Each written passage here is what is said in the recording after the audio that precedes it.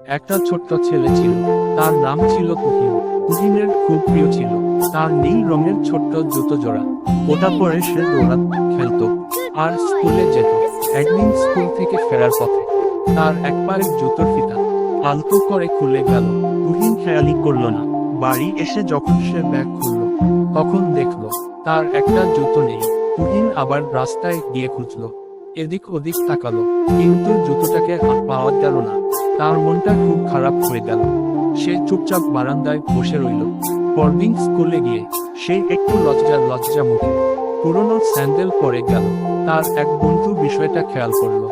School ছুটির পর সে নিজের বাসা থেকে একটা সুন্দর জুতো এনে বলল, তুমি এটা পরো, আমরা তো বন্ধু। তুহিন অবাক হয়ে বন্ধুর দিকে তাকালো। তার চোখে আনন্দের ছোট্ট জল এলো। সেদিন তুহিন বুঝল, জুতো হারিয়ে যেতে পারে, কিন্তু সত্যিকার বন্ধুত্ব কখনো হারায় না।